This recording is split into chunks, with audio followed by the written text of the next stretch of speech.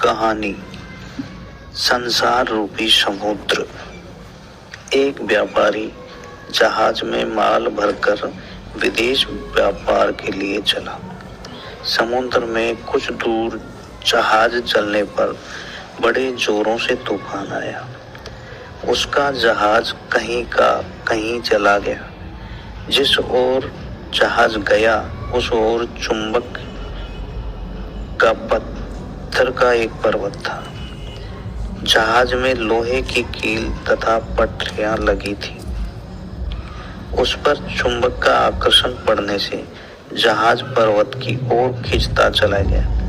निकट पहुंचने पर वेग पूर्वक पर्वत से टकराकर जहाज चकनाचूर हो गया। जहाज के सब माल समुद्र में डूब गए तथा व्यापारी भी समुद्र में डूब गया। उपर्युक्त दृष्टांत का सिद्धांत यह है कि यह संसार समुद्र है। मानव शरीर एक जहाज है। कीलें इंद्रियां और पटरियां मन है। शुभ कर्म रूप माल भरकर जीव रूप व्यापारी मानव शरीर रूप जहाज संसार समुद्र में चलाता है।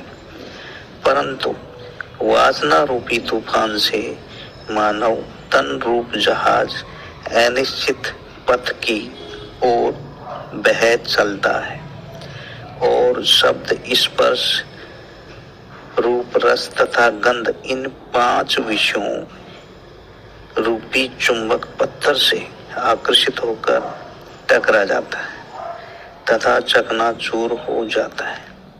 फिर शुभ कर्म रूप माल तथा व्यापारी जीव भी संसार समुद्र में डूब जाते हैं।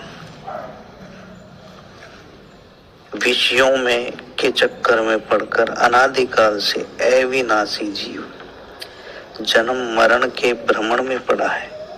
अतएव वासनाओं के तूफान तथा पंच विषयों के आकर्षण से अपने मन इंद्रियों को पृथक रखना ही मानव का परम पुरुषार्थ है। इसलिए सतगुरुदेव ने कहा है, इन 5 से जगत सब हरा भरा भरपूर मनोदृश्य मुख भास में भ्रष्ट भये सब चूर।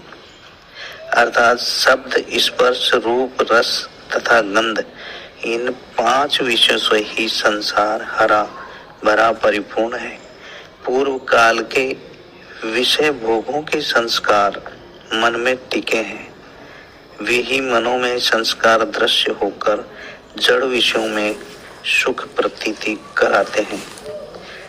इसी में सब जीव पदभ्रष्ट होकर दुखी होते हैं। सत साहेब, कहानी अच्छी लगी हो तो चैनल को लाइक एंड सब्सक्राइब अवश्य करें।